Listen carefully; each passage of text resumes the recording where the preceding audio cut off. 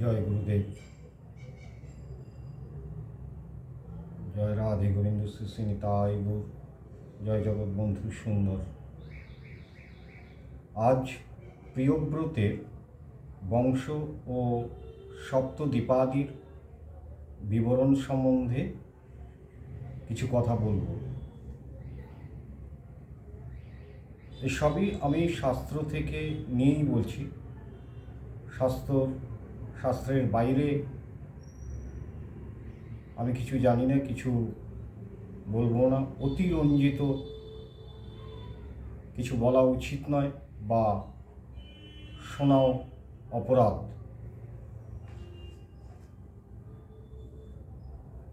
তো শাস্ত্র পাঠ করার আগে আমি সকলের কাছে অনুরোধ করব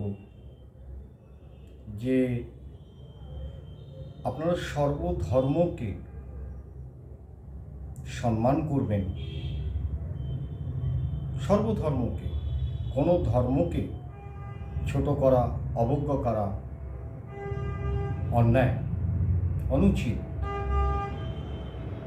যে ব্যক্তিটা অপরাধ করছে সেই ব্যক্তিকে আপনি শাস্তি দেবেন না। সমস্ত জায়গায় আইন বলে একটা কথা আছে এবং আইন রক্ষক বলে একজন আছেন, তিনি তাকে শাস্তি প্রদান করবেন। সেই ব্যক্তিটাকে বলতে পারেন, যেমন আমরা কথায় কথা বলি না, একটা হিন্দুর ছেলে বা মুসলমানের ছেলে বা খ্রিশ্চান বলি, অমুকের জাত তো ভীষণ খারাপ, পুরো জাতটাই। তাহলে পুরো জাতটা, ওই একটা মানুষের জন্য পুরো জাতটাকে আপনি ছোট করলেন। এটা কি ঠিক? ঠিক নয়, কখনো ঠিক নয়। সব ধর্মের মধ্যে ভালো মন্দ মিশে এই জগৎটা চলছে। সর্বধর্মের মধ্যে তিনি বর্তমান, আর তার ধর্ম, তিনি যে কথাগুলো বলেছেন বা আমাদের বলেছেন, তোমরা আমার এই কথাগুলো মেনে চলো, এই পথগুলো মেনে চলো। সকলেই কি মানে? সব ধর্মের সকলেই কি সব মানেন? না, কিছু আছে অপরাধ করে, তাদের শাস্তি হয়ে যে আইন রক্ষক আছে, তারা বিচার করবে। সেই মানুষটা খারাপ, কিন্তু পুরো জাতটা বা ধর্মটা খারাপ নয়। এটা বিশেষভাবে অনুরোধ, যারা বুদ্ধিমান, বিচক্ষণ এবং যারা সৎ, একনিষ্ঠ, তারা কিন্তু সঠিক পথে সঠিকভাবে বিচার করে চলবেন। প্রিয়ব্রতের 10 জন পুত্র, তাদের মধ্যে অগ্নিবাহু, মেধস ও পুত্র, এই তিনজন সদা যোগে রত, মানে সবসময় যোগ করতেন, তপস্যা। তারা জাতিস্বর ছিলেন।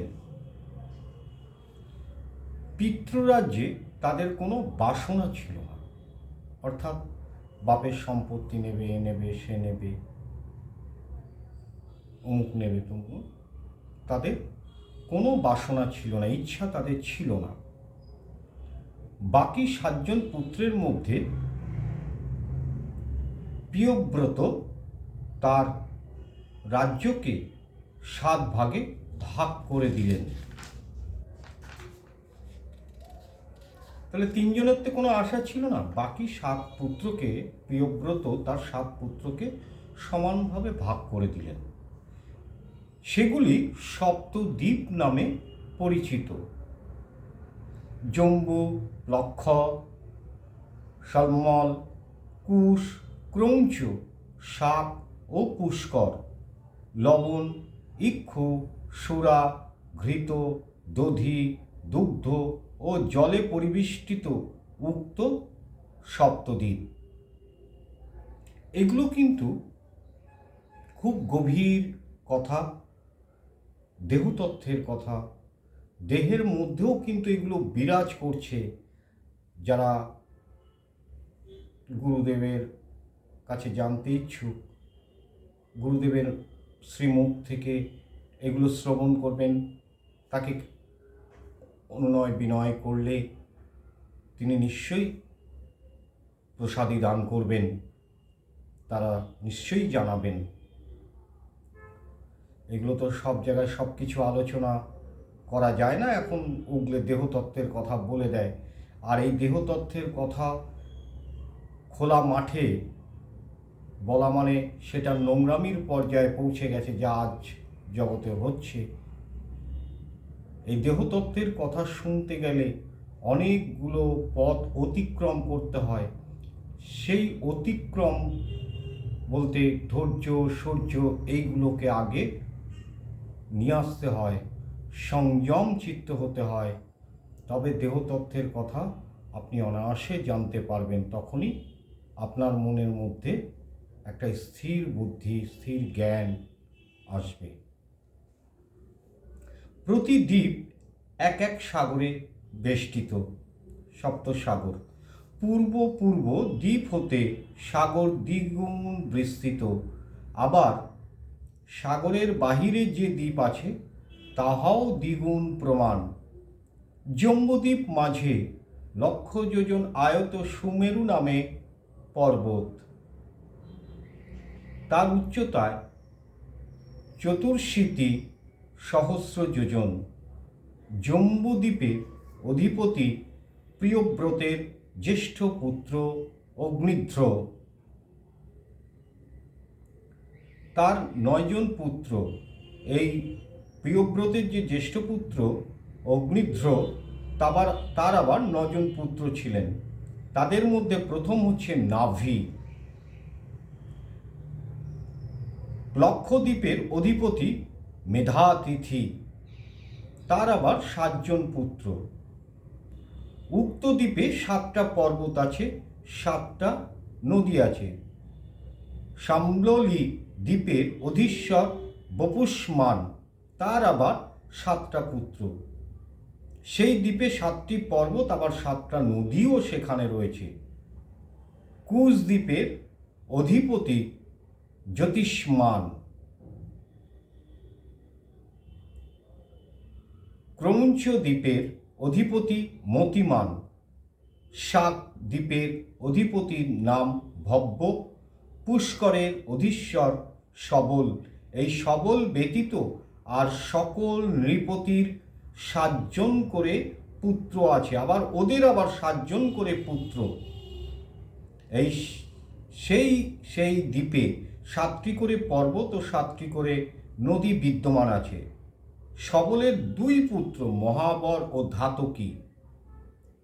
পুষ্করে একটি মাত্র পর্বত, নাম মানসোত্তর। 50 সহস্র যোজন তার উচ্চতা। চৌদিকে সাধুদক নামে সমুদ্র ধারায় বেষ্টিত। তার পুরোভাগে বহু লোকের বাস। তার প্রান্তরে কাঞ্চনী ভূমি, সেখানে কোনো লোকের বসবাস নেই। তার প্রান্তে 10 সহস্র যোজন বিস্তৃত লোকালোক পর্বত।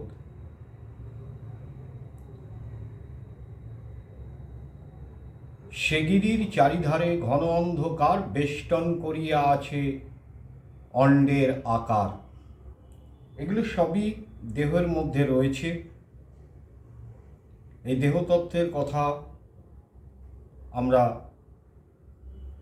আরও পরে আলোচনা করব। এগুলো শুনতে শুনতে, শ্রবণ করতে করতে আপনাদের একটা মনে স্থিরতা আসবে, বিভিন্ন রকম প্রশ্ন আসবে।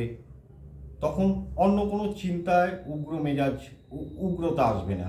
তখন যখন আপনি এই প্রশ্নগুলো এইগুলো শুনবেন, তখন একটা উগ্রতা আসবে। কীরকম? জানবার উগ্রতা, ভালো জিনিসের জানবার, যে কথাটা কি বললেন, গ্রন্থ কি বললেন, এই কথাটা গ্রন্থ কি জানালেন, এটার অর্থ কি, নিজের মনেই তখন বিভিন্ন রকমের প্রশ্ন জাগ্রত হবে। এটা কিন্তু ভালো দিক। প্রশ্ন আসা মানেই উত্তরও আপনার মধ্যে আছে, সেগুলো জানা যাবে। এবার আমরা সপ্ত, পাতাল ও নরক এর সম্বন্ধে কিছু কথা বলবো। পৃথিবীর তলে সপ্ত পাতাল আছে। তাদের নাম হচ্ছে অতল, বিতল, মহাতল, নিতল, রসাতল, পাতাল ও সুতল। অতলের ভূমিতল কৃষ্ণবর্ণ, বিতলের শুক্লবর্ণ শর্করাময়ী মহাতল, নিতলের রং হচ্ছে রক্তবর্ণ, রসাতলের ভূমি পীত, পাতাল হচ্ছে কাঞ্চনময়ী ও সুতল হচ্ছে শৈলময়ী। সপ্ত পাতালেতে বসে দৈত্য আর নাগগণ। পুষ্কর দ্বীপে রৌরবাদী বহু নরক আছে। পৃথিবী হতে ঊর্ধ্ব দিকে, মানে পৃথিবী থেকে ঊর্ধ্ব দিকে ভুব, স, জন, মহ, তপ ও সত্যলোক। একটুখানি বলে দিই, আমরা গায়ত্রী মন্ত্র জপ করি।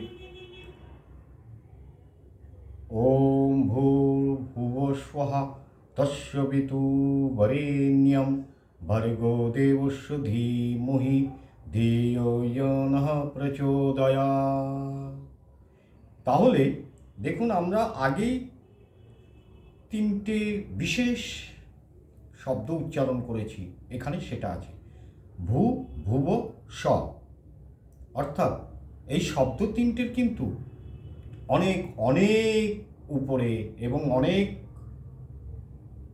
মানে আছে। যখন আমি গায়ত্রী সম্বন্ধে আলোচনা করব, মন্ত্র সম্বন্ধে, তখন আপনাদের নিশ্চয়ই জানিয়ে দেব। সপ্ত পাতাল সহ এই সপ্তলোক মিলিয়ে মোট 14 ভুবন নিয়ে একটি ব্রহ্মাণ্ড। এই যে ব্রহ্মাণ্ডটা দেখছেন, কি নিয়ে? সপ্ত পাতাল আর এই সপ্তলোক মিলিয়ে 14, অর্থাৎ 14টা। এই 14টা জিনিসকে নিয়ে হচ্ছে আমাদের ব্রহ্মাণ্ড। ঊর্ধ্ব আর অধ আর পার্শ্ব পরিবৃত অণ্ড। এই অণ্ড আবার জল দ্বারা পরিবেষ্টিত, জল দিয়ে ঘেরা। সেই জল আবার অগ্নির দ্বারায় বেষ্টিত, সেই জলকে আবার অগ্নি দিয়ে ঘিরে রেখেছে। সে অগ্নি বায়ু দ্বারা, সেই বায়ু আবার আকাশ দ্বারা বেষ্টিত। তাহলে দেখা যাচ্ছে যে আমরা প্রত্যেকের সঙ্গে বেষ্টন করে আছি। এই সপ্ত আবরণে পরিমাণ চয়, প্রত্যেকেই ক্রমে 10 গুণ হয়। সবশেষে মহতত্ত্ব আবার প্রকৃতির দ্বারায় পরিবৃত। প্রকৃতি শেষ আবরণ। প্রকৃতি কথার অর্থ অনেক, তার মধ্যে বিশেষ আমি বলি, এই যে আপনি গাছপালা, বাড়ি ঘর, আমরা ছোটোবেলায় পড়াশোনা করেছি, বাড়ির আশেপাশে যা কিছু দেখি, যা কিছু চলি, তা হচ্ছে প্রকৃতি। আবার প্রকৃতি মেয়েদেরও বলা হয়, নারী মায়েদেরও বলা হয়। তাহলে এই দুটো আরও মানে আছে, সেগুলো ধীরে ধীরে আমরা আলোচনার মাধ্যমে জানব। তার পরিমাণ করা যায় না কখনো। করা যায় কি? যায় না। এই ব্রহ্মাণ্ডের ন্যায় অনন্ত কোটি ব্রহ্মাণ্ড রয়েছে, যার সংখ্যা করা অসম্ভব। আমরা মনে করি যে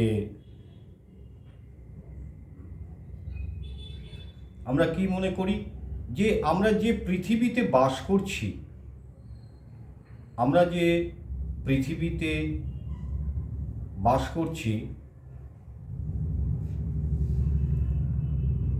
এই পৃথিবী একটাই না।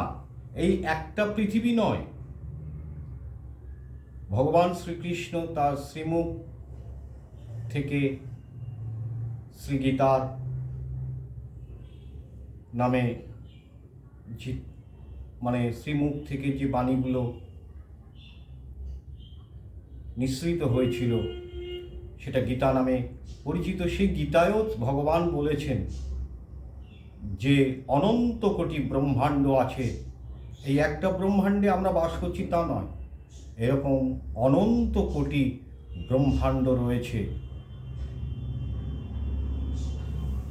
আদিত্যের দশাকাল 6 বছর, চন্দ্রের 15 বছর, মঙ্গলের 8, শনির 10, বুধের 17 ও শুক্রের 21 বছর, বৃহস্পতির দশা 19 বছর, রাহুর ভোগ 12 বছর হয়।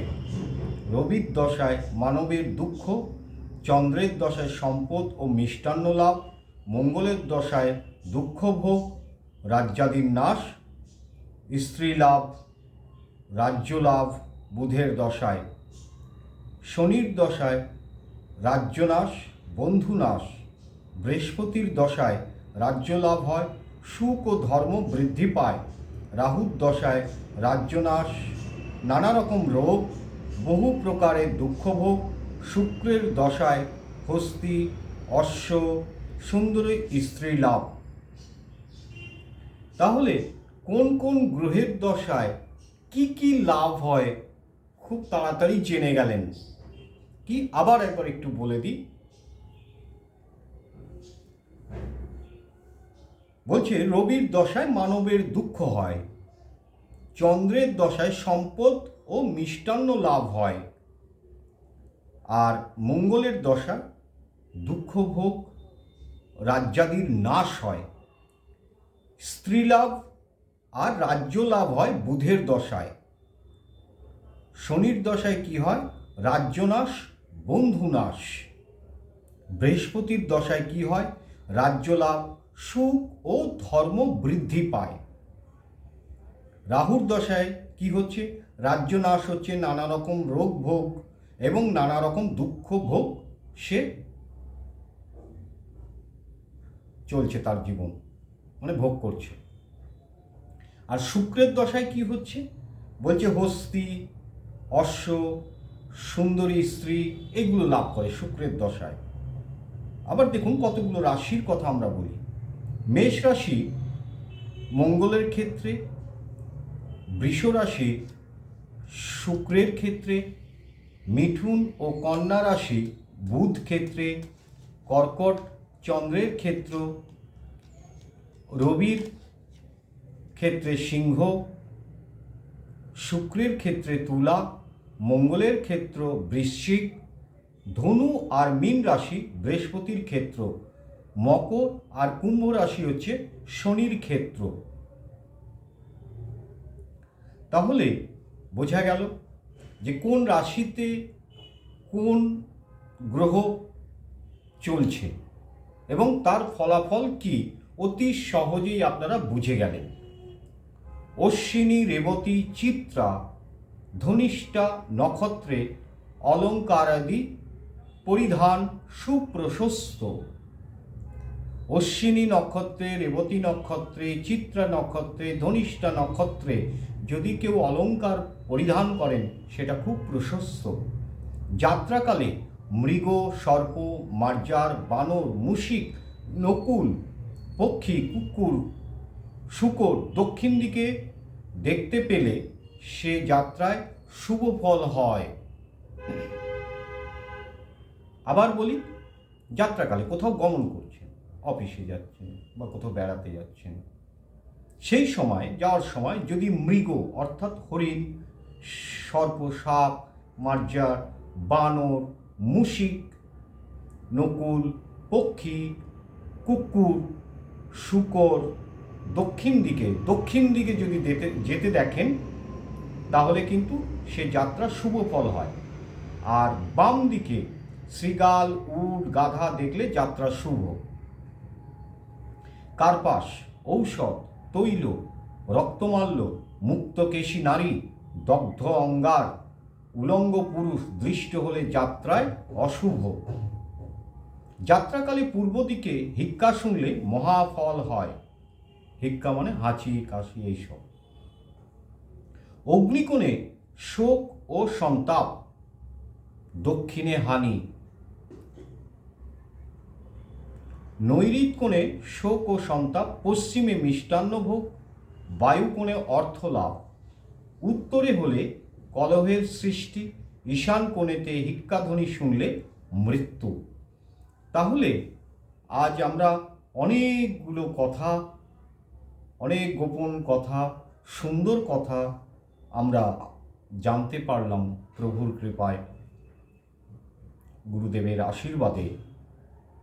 আবার আমরা এর পরের যাব পুরুষ ও নারীর শুভাশুভ সূচক লক্ষণ সম্বন্ধে আলোচনা করব। তবে আজ নয়, আবার পরে হবে। তা আজ এই পর্যন্ত বলে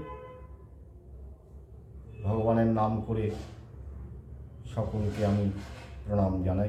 ওম ভগবতে বাসুদেবায়।